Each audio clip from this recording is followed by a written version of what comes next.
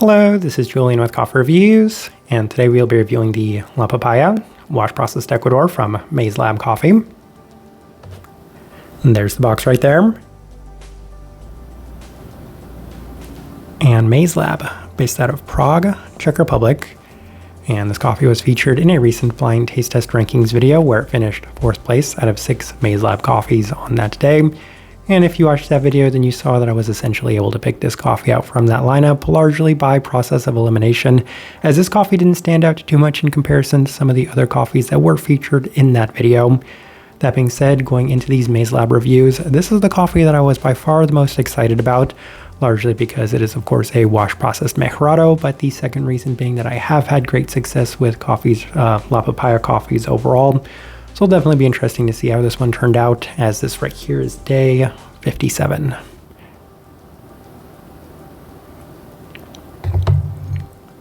And recipe we went with for this coffee was a toned down one, which the Mazelab's recipe at a 16:1 water to coffee ratio, brewed at 93 degrees Celsius, about 199 degrees Fahrenheit.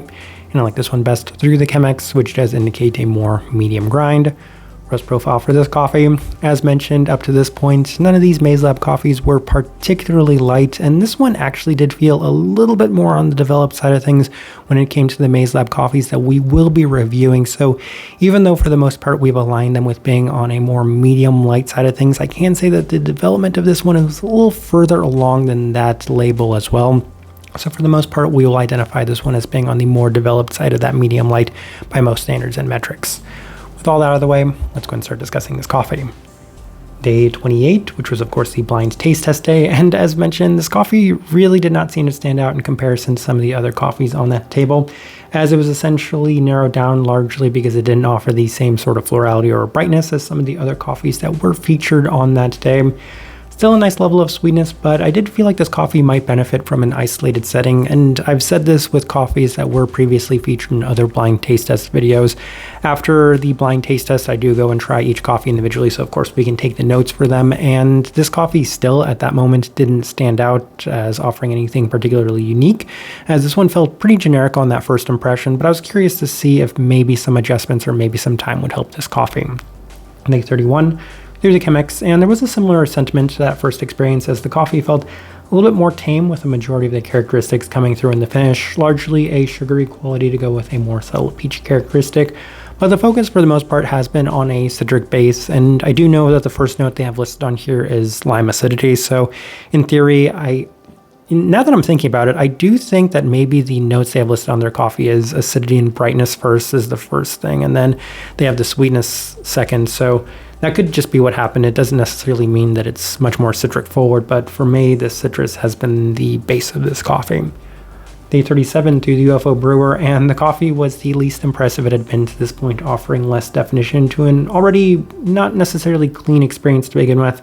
A little bit more of the roast characteristics were felt this time, but it is made up for by a bit of sugariness on the back end. So as I kind of mentioned, the development of this one just felt a little bit more prominent than some of the other coffees that we will be discussing from them.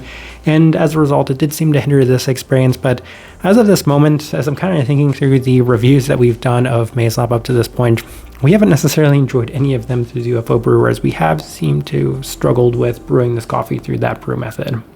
On day 40, through the V60 with Mazelab's recipe, so 16:1 at 93 degrees Celsius.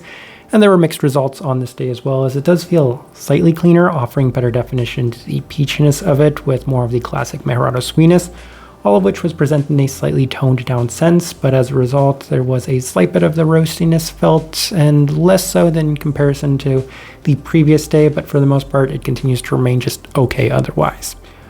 Day 43 through the Chemex, and this was actually one of the better days of this coffee, largely because it has helped mitigate some of the more developed qualities to it, allowing for a much better sweetness within the finish.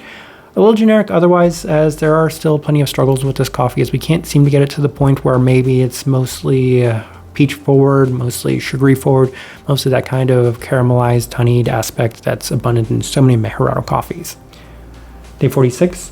Through the V60 with our standard recipe, and the coffee is actually offering one of the least impressive experiences that we've had to this point, as it definitely felt the most robust that we'd experienced, as it seemed to maybe go down in terms of those developed qualities as it was progressing with time. However, This brew method with slightly higher extraction adjustments really seemed to amplify those characteristics once again. Sweetness felt muted with this coffee as it has continued to offer a much more generic presentation, so really didn't enjoy this experience. And truth be told, I didn't have a good experience with the V60 anytime we brewed it, which is one of the main reasons why we settled on the Chemex, as on day 49 we opted for the Chemex once again with our standard recipe. And interestingly, this was one of the better days of the coffee, as it did have more sweetness and definition in the Mejorado-like sense. For the first time, just better defined sweetness to it as well, and caramelized aspect, which was what I was hoping for the most going into this coffee. I think in theory, going into it, a Probat roasted coffee, a Mejorado, I mean, probably my favorite coffee that we've ever reviewed was just that, a Probat roasted Mejorado coffee, and it was because it offered such strong sugariness to it, especially in that kind of brown candy sense. And this one, I was really hoping for that to be much more abundant than it was. This was the first time I'd seen any glimpse of that being maybe a little bit more pronounced in this coffee. The 52 through the Chemex with Mazelab's recipe final notes we have, and it was close to being at its best, but it was lacking ever so slightly, as it does have plenty of the classic Mejorado sugary qualities to it off brew, and a little bit more of that listed lime brightness, as well as some honeyed qualities to it, but it lost its structure as it did cool. So honestly, the day 49 mark was probably the best experience I did get from this coffee, largely because it was the most similar to what I was expecting and hoping for from this coffee. All right, let's go ahead and put up the tasting wheel so you can see what we're getting.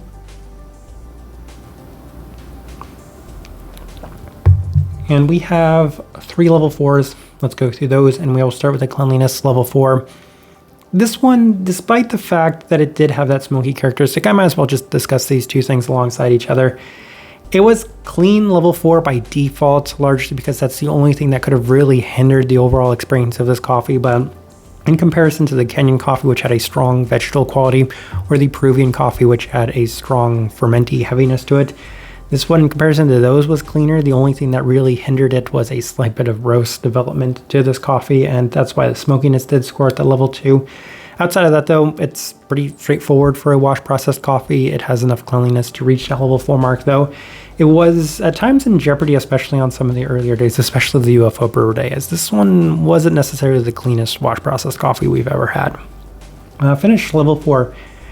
I did hope that the finish in this coffee would be a lot more enjoyable. I was hoping to have that very long-lasting combination of Probat coffees and Mejorado coffees, lingering sugariness to it, but this one, it had plenty of sweetness, but not to the desired level, as in comparison to a lot of other La Papaya Mejorados we've reviewed, it's on the lower side of the sweetness. So level 4 for the finish and for the sweetness is where we opted to put both of them. And it's the same thing with the sweetness. It does have that sugariness to it. I don't know if they actually have any sort of sugary, I say tea-like aftertaste, which is kind of interesting to me. Maybe it's that kind of honeyed quality to it. But regardless, I was really hoping for a lot more of those sugary, Mejorado, caramelized, Probat qualities to it. And while they're there, they're not as abundant as I was hoping for. Handful of level 3s, though. We will start with the acidity level 3.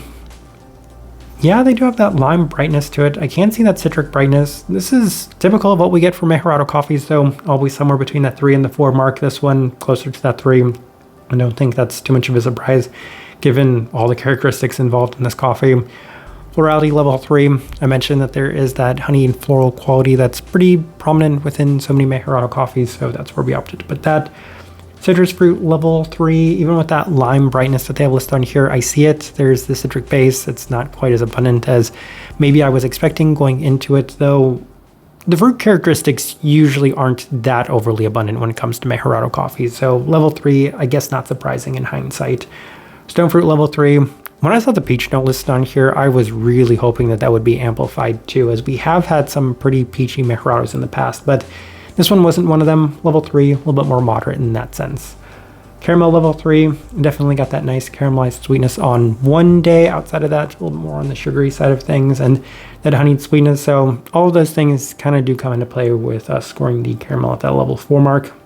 And then final thing worth discussing, body level 3, which is still funny to me given that all of the coffees we've reviewed from Mazelab up to this point have all scored that level 3, obviously making these tasting wheels alongside each other, so they all had a pretty similar body to it. They do have listed on here silky mouthfeel. I can definitely see that with this coffee.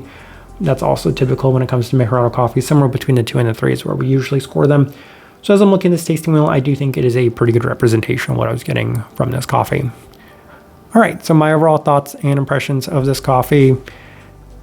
When comparing alongside of the Kenyan and the Peruvian coffee, I definitely enjoyed this coffee more, largely because it was significantly more in line with my own preferences. But truth be told, it wasn't by much in comparison to the early results I had with both of those coffees. They improved more than this coffee did. This coffee didn't really seem to improve throughout the entirety of the time I was working with this coffee. So I feel like I also struggled with this coffee. Granted, this one had by far the highest expectations going into it. And as a result, I do have to say it was probably the most disappointing of the coffees that I was working with, because I wasn't able to get the desired level of sweetness, the desired level of cleanliness out of this one. And as a result, it wasn't my least favorite of the coffees that we are reviewing from Mazelab. And interestingly enough, it wasn't the coffee I was most disappointed in by the end.